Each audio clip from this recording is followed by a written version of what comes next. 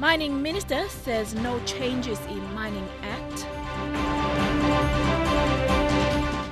Total gives update on Papua LNG project. And displaced families seeking help. This is National EMTV News with Helen Sayer. Good evening and thank you for joining me for Tuesday's news. On day 2 of the Mining and Petroleum Investment Conference in Sydney, Australia, Mining Minister Byron Chan said Papua New Guinea as a country will continue to maintain its attractiveness as a preferred exploration and mining destination.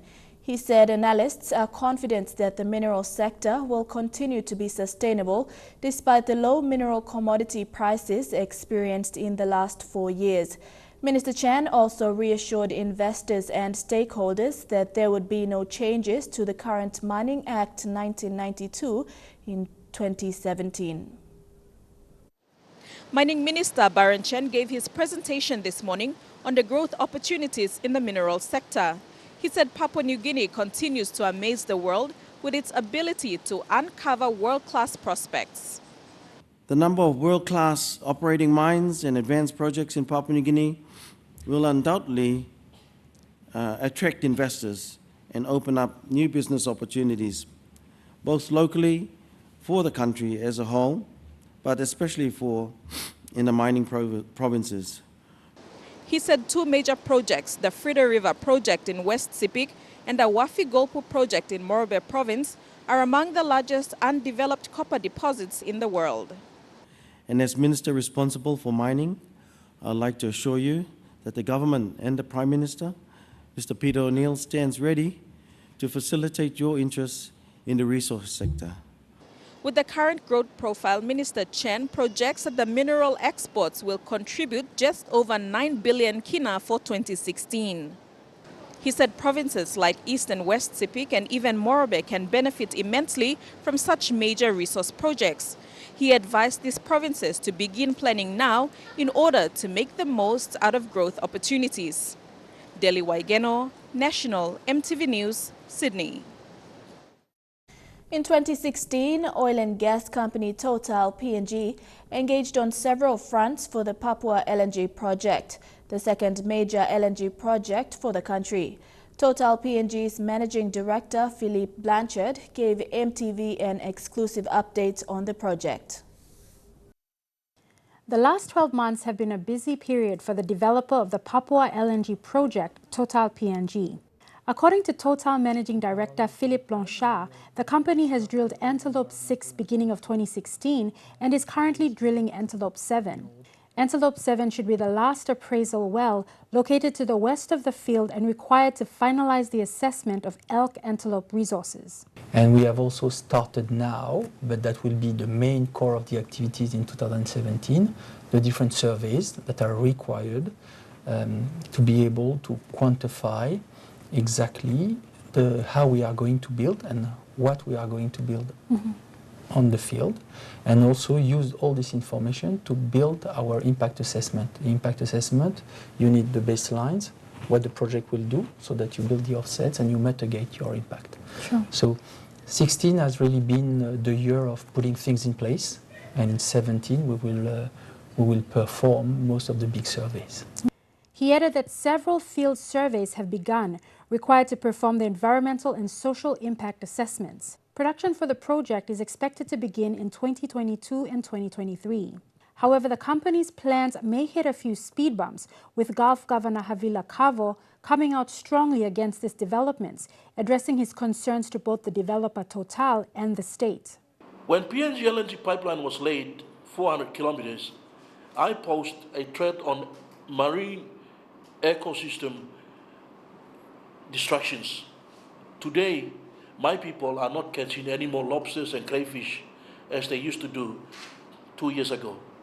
In that, the studies concluded that they quantitated and they quantified the value of damages before the laying of the pipeline, construction phase of the pipeline, and after the laying of the pipeline. State and the developer's EIS report did not do that kind of reporting.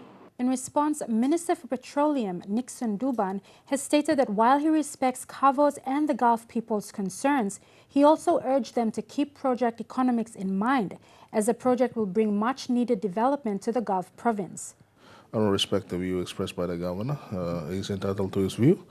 But again, we must always reflect on project economics.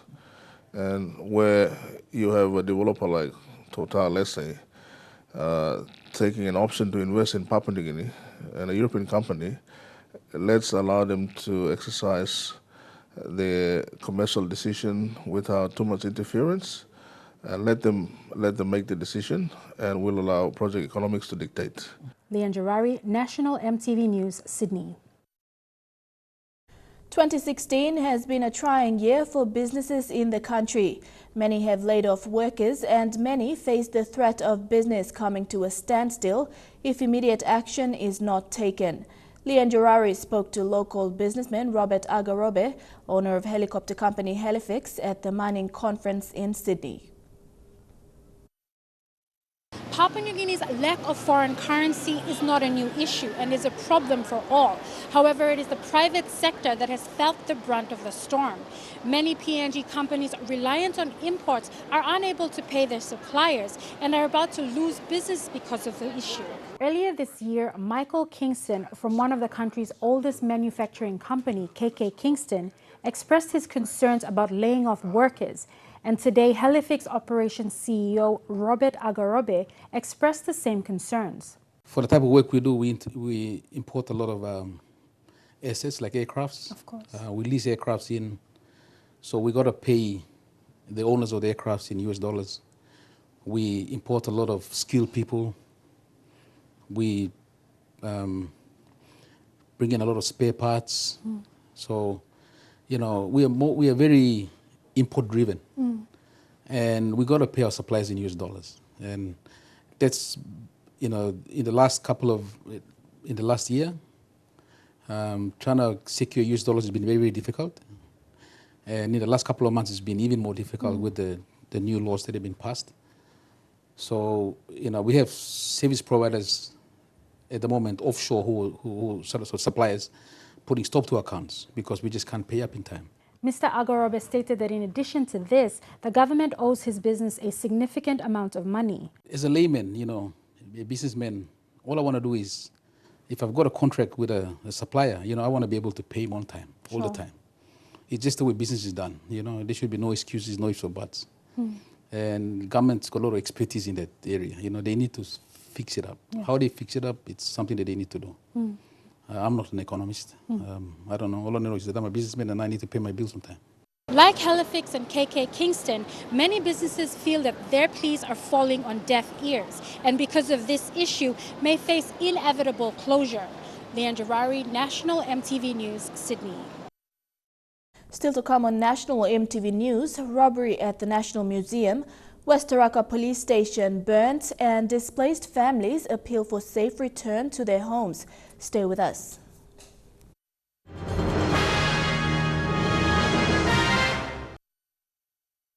Welcome back. There has been a break-in at the National Museum and Art Gallery in Port Moresby. More than 10,000 kina in cash and around 30,000 kina worth of equipment were stolen.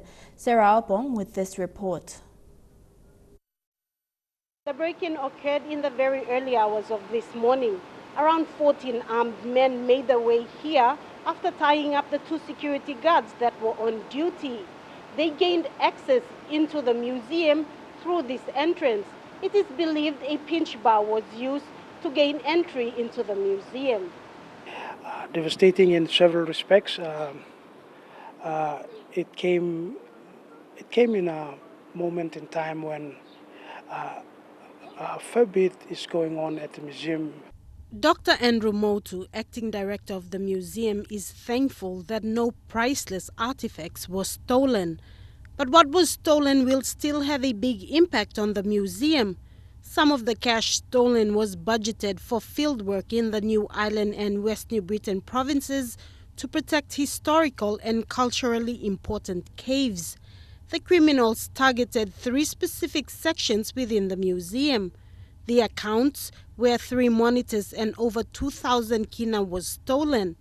Of all our computers that we use for our integrated financial management system is now lost as a result of these computers going missing. The prehistory section where a computer set and over 3,000 kina was stolen, and the natural history section, which Dr. Motu said bore the biggest damage. We walked away with some equipment and cartridges for our 2 Winchester rifles. At the bookshop outside the main building, bilums, baskets and cash over 5,000 kina was stolen. Police have been called to assess and start their investigations. This robbery comes weeks after PNG was named a must-see destination by the National Geographic because of our cultural heritage. The National Museum is the main government agency that works to ensure our authentic cultural heritage is preserved. There are so many things that are happening across the Papua New Guinea. In about 50 years' time, we'll be proud of the kinds of things that the museum holds and maintains for on behalf of this country. And we do want to remind people that when you do these kinds of things to the museum, you're actually stealing from your own house. Sarah Aupong, National EMTV News. Lay police have confirmed late this afternoon that the burning down of West Taraka police station at around 11 p.m. last night is the work of arsonists. Acting Lay Metropolitan Commander Timothy Pomoso says police have caught 5 suspects involved while 4 are still at large. The names of the 4 suspects have been given to the community and police are asking them to surrender those suspects to police. Pomoso says the burning down of the police station is in relation to threats criminals have been issuing to Lay police. We have, at this point in time, 5 suspects detained in our custody for questioning. One of those suspects is a prime suspect. He was actually involved in the burning of that building. Now, that building is a long-time building. The building goes back to 1973. More than 400 men, women and children whose houses were burnt during a clash that erupted at Lay's Boundary Road settlement several months ago are seeking help from the customary landowners of Lay City to help them negotiate their return to their former homes. Yugamu Nelly, speaking on behalf of the displaced families, said they had tried all means to get support from authorities but to no avail. Yesterday, the families met with the paramount chief of Butibam village, Malak Nathaniel, Lay MP Lujaya Koza and police to find a way for them to return. The 429 displaced settlers at Boundary Road moved to the Morobe governor's official residence on the 4th of September following clashes that started in October last year. Several houses were burnt. At least 3 men were killed and others seriously injured. The displaced families are from various ethnic groups. They have been living in what is officially the governor's official residence for about 3 months now. Some had to build temporary shelters to live in. Yugamuneli says they had tried to seek help from relevant authorities to return to their community, but were unsuccessful. We are looking for power and authorities. That's why now we play initiative. We look sabe. Come up with more place kili awesome. All got right. Na got authority. Lo recently usatman comes tablo ground blow. Yesterday, they met with Lay MP Lujaya Koza, landowners, police and other relevant authorities to discuss the matter. The aim is to get help from the Council of Chiefs who will facilitate talks to help them return to their former places of residence. You can lose some big money or compensation or this like something. Now you can look several of me Papua grant or semi staff or this like heavy suppose it come up more long settlement inside the city. People must try and put him involved in people or leaders for place long city. People must stop inside. Lily Maino, a mother of 4, and her husband were part of the group displaced after the clash. Maino says the house was not fit for humans to live in. Me play rausim this pla de TM come down, me play wasim this pla house. Na now me play stop. Nagap manino look sablo me play so me play stop. She and the other women are calling on the provincial government, police and other relevant government departments to assist them return to their community. She adds they had been living at Boundary Road settlement for over a decade now. Plus still wait yet low. When them talk about you make him, me play go back. So me play innocent. Plenty of them play, me play innocent family. Me play no got one play problem want to display fight line or when them kind of bureau want them all. Me play all innocent family, me play stop the Boundary Road. Me play got all sumatin to or pigini them play start school. Mata Luis, National EMTV News, Ley. The officers of the law and justice sectors of Momase today received training on the development of the criminal database system led by the National Justice Department. The officers who will be managing the system will only be given access to their area of responsibility.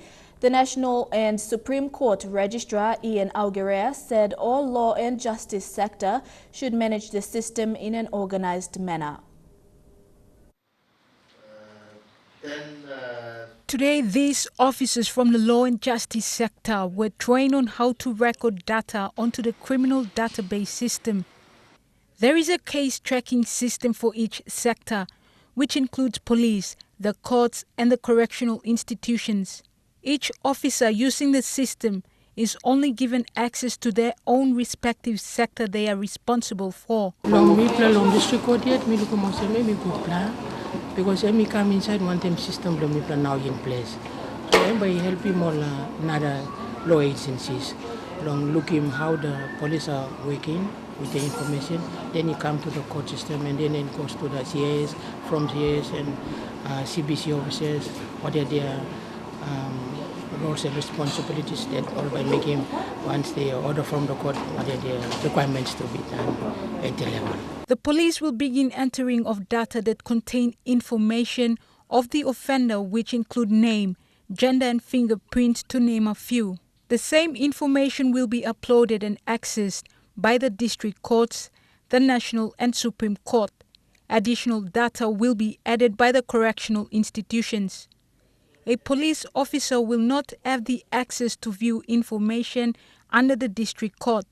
He can only, upon request, and if permitted by higher authorities of the National Justice Department. It's sort of getting what we are doing now manually and putting it through a organized electronic process, which will be more efficient for the agencies involved as well as provide good information for the decision makers in each agency. The law and justice sector will have to work together in a coordinated and efficient manner to manage this criminal database system across the country. Julie Badui Owa, National EMTV News, Ley. Running alongside the Mining and Petroleum Investment Conference in Sydney is a 3-day trade exhibition. While exhibitors from the resource industry use this as an opportunity to showcase their companies, there are other exhibitors promoting transparency in the industry as well as shining the spotlight on the work of landowners. There are about 50 exhibitors at the trade exhibition at the Mining and Petroleum Investment Conference. One unique stall belongs to the PNG Extractive Industries Transparency Initiative, or EITI. EITI Head of National Secretariat Lucas Alken said the EITI is promoting openness and transparency, especially when it comes to the revenue being generated from the mining and petroleum sectors. It's about transparency and accountability. So we're talking about trying to attract investors into PNG, but at the same time, we need to be accountable, transparent in the revenues that are coming through from our resource sector. Another unique exhibitor is the Mineral Resources Development Company, or MRDC. General Manager, External Affairs and Sustainable Development, Imbi Tagune, said MRDC's display is about showing development partners in the resources sector what is being done for landowners in terms of sustainable growth for the future. The message is that landowners are not merely rent collectors, but they've actually now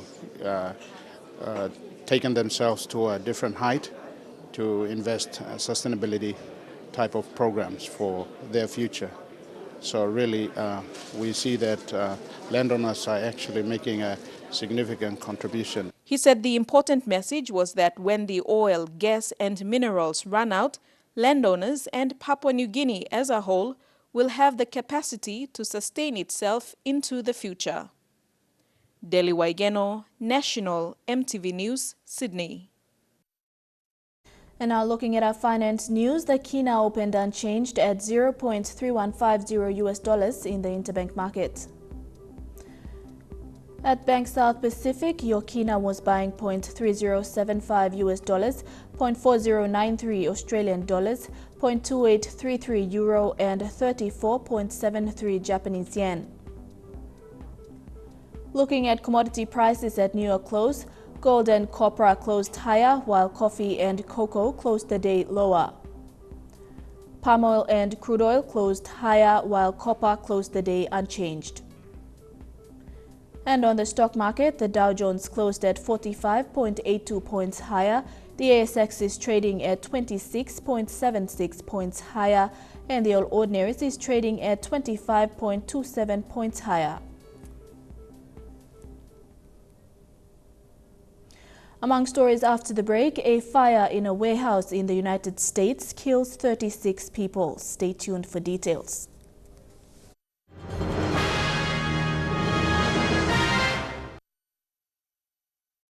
Welcome back to the news.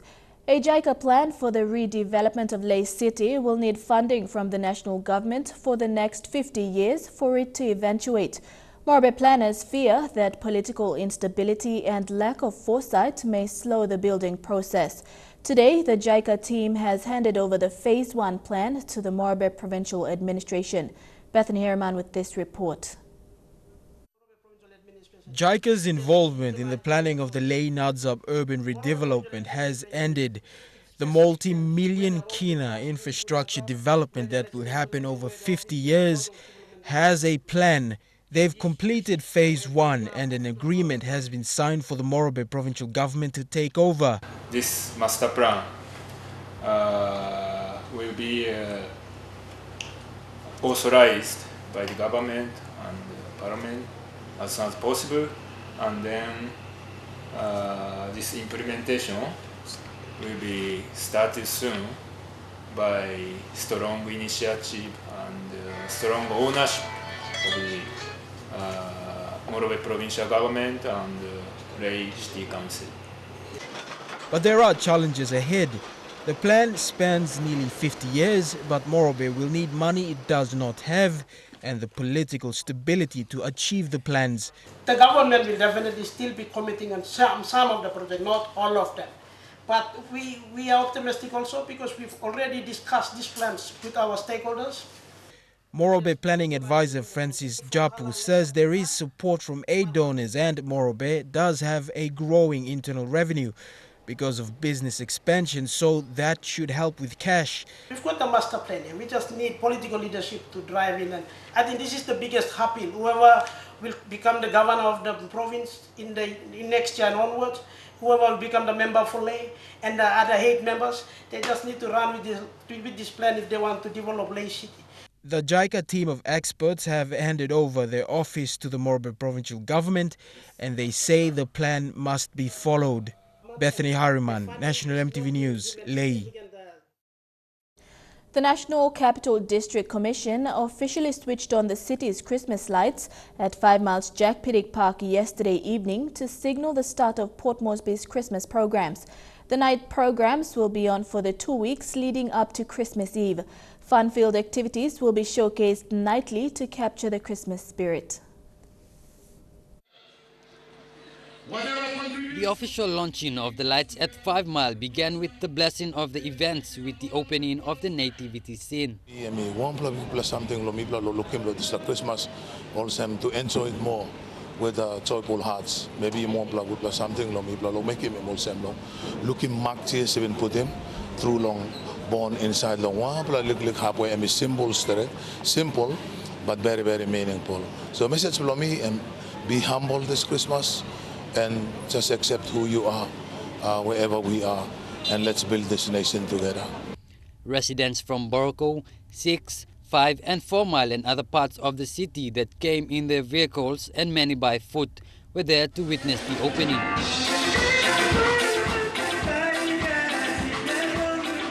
Witnessed by the crowd and 7 NCDC executives. On behalf of the NCD governor, the lights were switched on by Deputy City Manager, Community and Social Services Lulu Ted and Commissioner Janet Sape. Let's celebrate this Christmas in peace and in harmony, and then move forward to building Port Moresby and make the city a wonderful city for all of us. It's the 8th year for the program, and NCDC is organizing this to prepare city residents for the festive season. Now you have been stuck good through this year. Now look at planning travel heavy inside the city. Now people are looking at finishing this year or good plan concept. Now here again or next year. The activities for the evening will be staged at 3 venues: Jack Piddick Park, the Ella Beach and the Vision City Amphitheatre. Gaile Kivali, National EMTV News. Prime Minister Peter O'Neill has told pioneer graduating students of newly established high school in Southern Highlands Province that education is a vital tool for national progress. He urged the students to embrace opportunities that are available in education. 90 of the grade 10 students marched out with flying colors last Friday. These are the 90 pioneer grade 10 students who passed out with flying colors last Friday from the Kuare High School.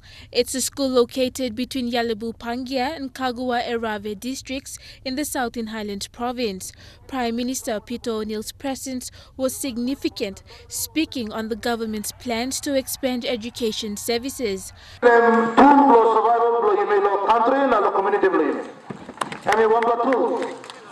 So me amo so mo pigini wo sim ko plasawe only work na advancing education level flow only must continue. The Prime Minister also announced that funding of 200,000 kina of Yalibu Pangia DSIP funds will cater for the construction of new classrooms and a science laboratory. So school level place block cross right. School me over the must look at it. You may must look at it because baby blow you me.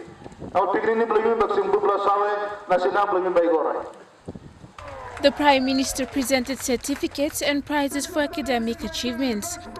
Marilyn Diaukatam, National EMTV News. Turning overseas, the death toll from a huge fire that tore through a converted warehouse in Oakland, California, has risen to 36, 11 of which have been identified so far. The blaze, which erupted on Friday during a dance party, is the deadliest in the United States since the Rhode Island nightclub fire in 2003 that killed 100 people. Exhausted crews continued their search for more victims, with the toll of known deaths expected to grow. Obviously, there are a lot of questions how this fire started and what drew people to want to live in that warehouse. I spoke to one woman who explained what brought her there and why she decided to live in that space even if she didn't feel necessarily safe. They're my children. They're my friends, they're my family, they're my loves, they're my future. What else do I have to say? Co-founder of the Ghost Ship Artist Collective, Derek Ion Alameda, helped transform the two-story warehouse into a maze of rooms, furniture, and art. What about the people that said that the place was a death trap, that it was fire risk? Now, as bodies are recovered from the artist enclave nicknamed the Ghost Ship, residents and friends are speaking out. You lived there. Did you think it was safe? No, we need help. Why did you stay then? Because this is my community. Swan Vega had lived in the converted warehouse since the very beginning. Even though she had reservations about its safety, she's defending its purpose and the celebration that turned tragic on Friday night. It was not a nightclub. It was not for profit. It was just our community house. The burned out structure still holds an unknown number of victims as officials vow to determine a cause. You will get, that the families will get, that this city will get the answers to every question about this incident. Partygoers came to what had been advertised as a dance party with live music. Dozens have already been confirmed dead, including at least 3 foreign nationals. I expected it to be shut down a long time ago. I called the police 3 times myself. Former residents and friends are now saying it was only a matter of time before disaster. There were fires that were started from electrical cords, transformers. There was intermittent heat and electricity. Now investigators are looking closely at previous code violations and complaints, ranging from illegal occupancy to trash and debris. Authorities have set up a tip line for help to determine what happened. Chukai Sports is next. Japan's second gold award of the FIFA Games, and France deny Goilala heritage. Those stories after the break.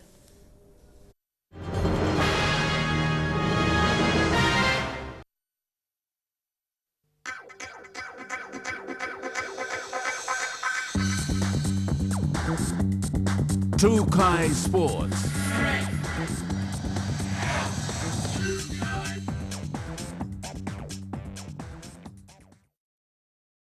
Welcome to Chukai Sports.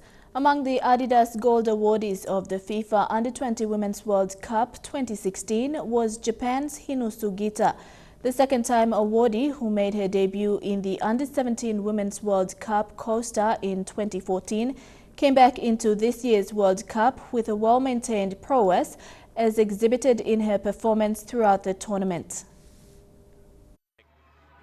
In Japan's massive wins against Nigeria, Canada and Brazil, and a close one over France, Hino Sugita showed brilliance with her influence in Japan's game plays, her 3 weeks of consistent high-level performance, and her the Adidas Golden Ball.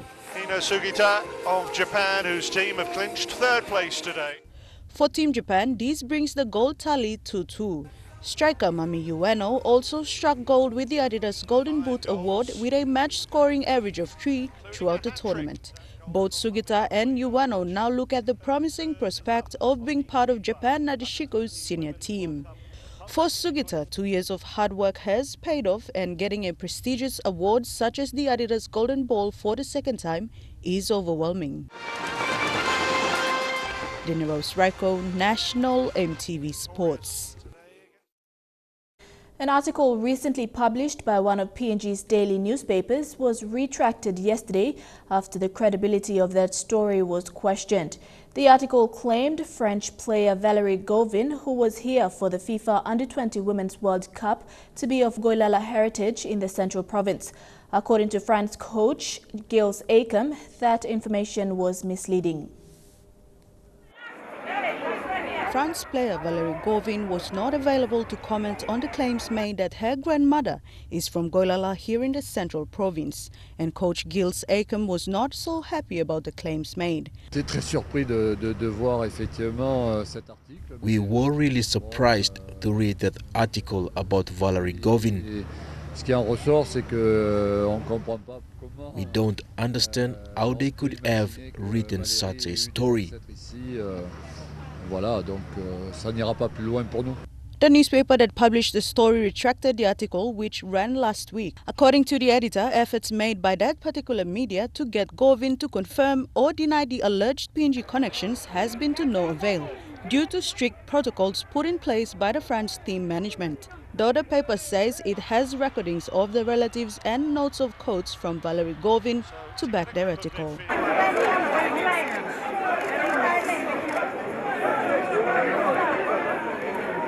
Dinero Sraiko, National EMTV Sports.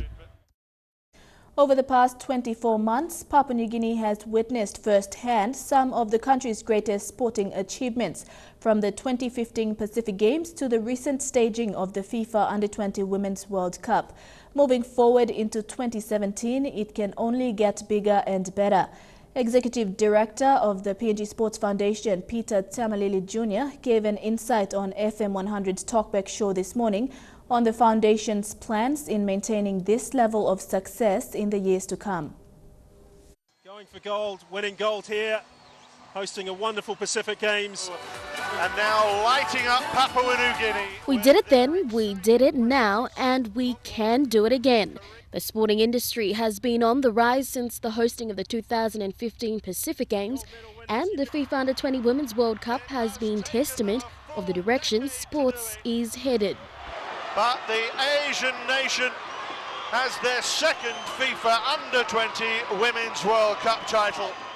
On FM 100's Talkback show this morning, PNG-SF's Executive Director, Peter Chamlili Jr. spoke of the country's progress over the last 24 months and the potential to harvest further into an industry that's dubbed a sleeping giant. Well, the tourism minister alluded to the fact that the FIFA World Cup obviously would be an activity that would set the platform for us to start venturing or start appreciating the fact that sports is can bring about the activities of what the tourist, the tourist typical person or the objective of tourism into the country. Sports would address part and parcel of it.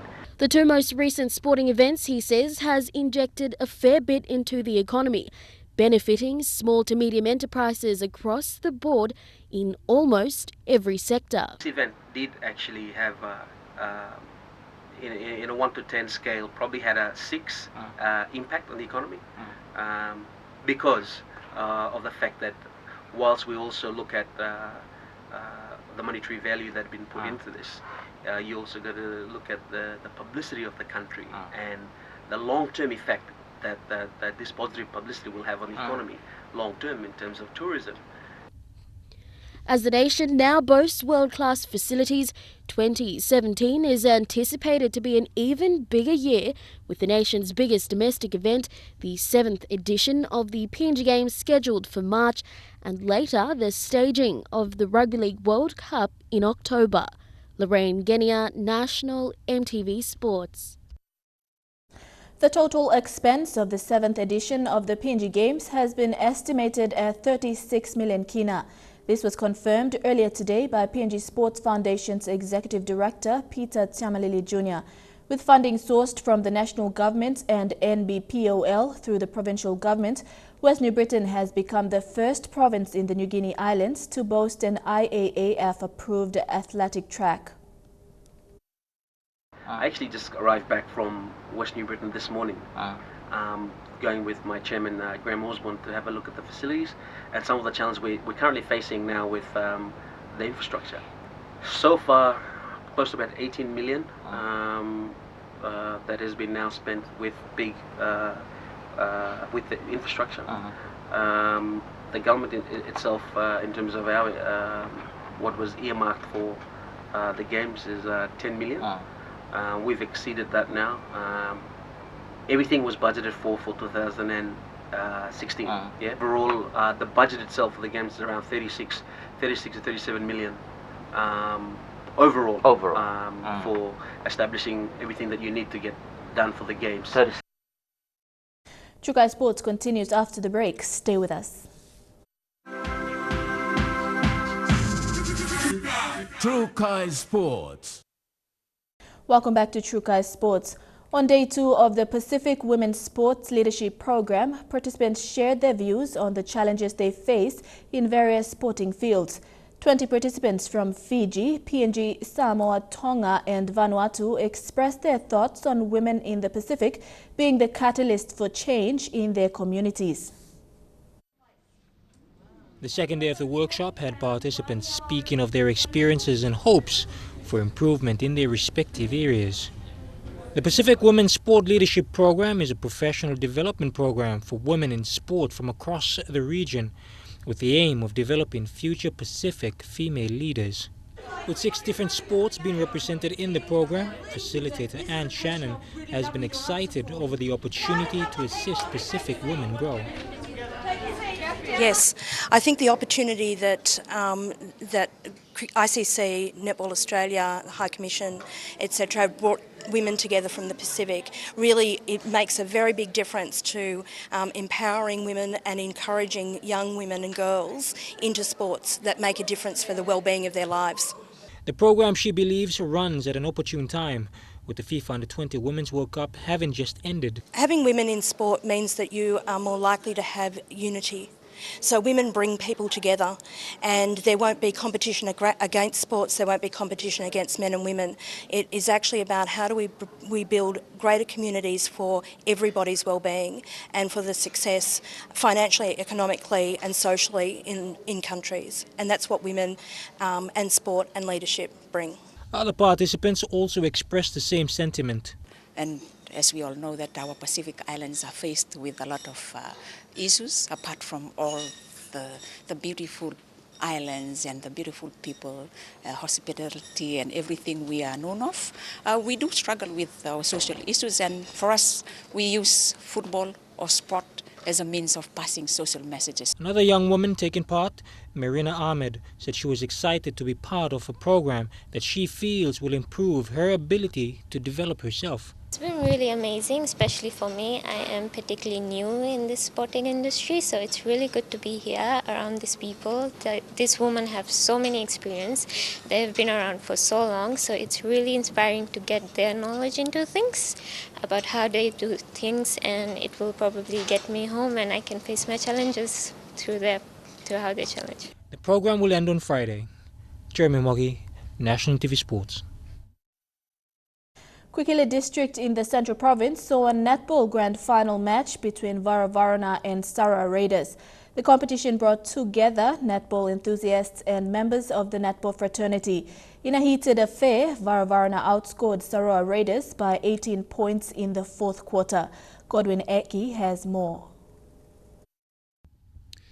The district of Kwikila had its fair share of sporting events hosting the Women's Netball Grand Final. Two teams, Varavarana and Sarawak Raiders, battled out for the top spot in the backyard while netball enthusiasts watched as they played. It was a heated affair between the two teams, while ball passes for the two teams were on point as they tried to pocket points equally. With 8,000 kina up for grabs, Sarawak Raiders had their defense tight, pushing to escape fast. Varavarana, on the other hand, also had their nets securely guarded while finding feet at the defense pocket hole. With all positions guarded at all quarters of the game, Varavarana kept the momentum going on the first quarter, knocking out the Sarawak Raiders at 5 points to 3. In the second quarter, Sarawak Raiders tried to keep pace with Varavarana but fell short on 4 points to Varavarana 10 at second quarter.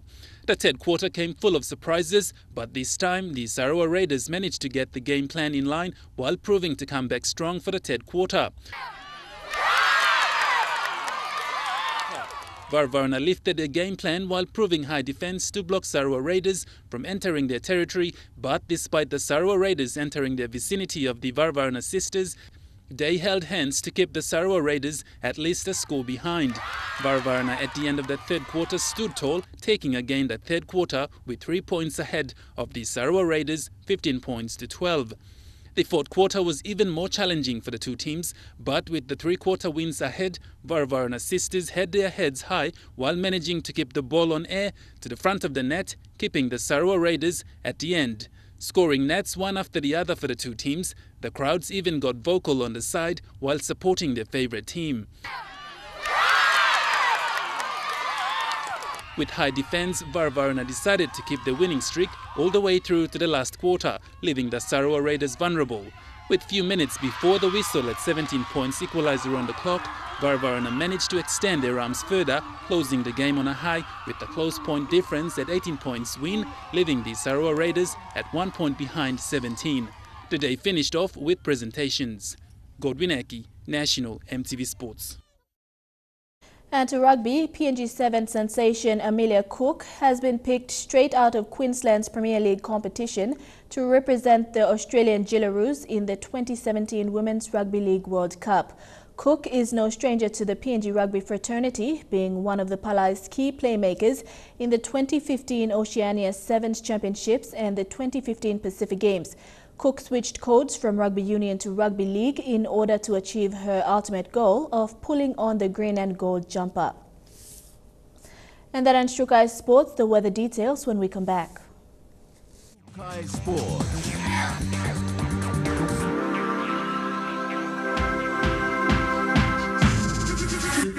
Trukai Sports. The weather details are proudly brought to you by Dulux Weather Shield. Worth doing with Dulux. 2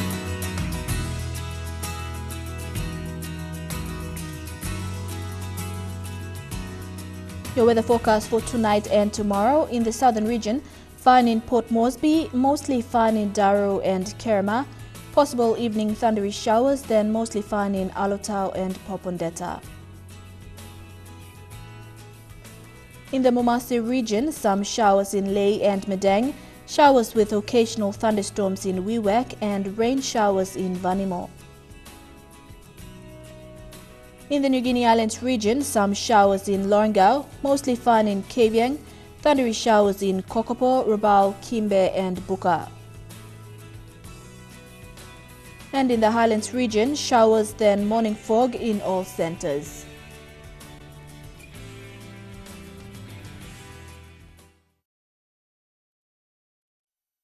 The weather details are proudly brought to you by Dulux Weather Shield, with doing with Dulux. Now recapping our top stories for tonight. Mining Minister Byron Chan says no changes in Mining Act. Total gives update on Papua LNG project, and displaced families seeking help.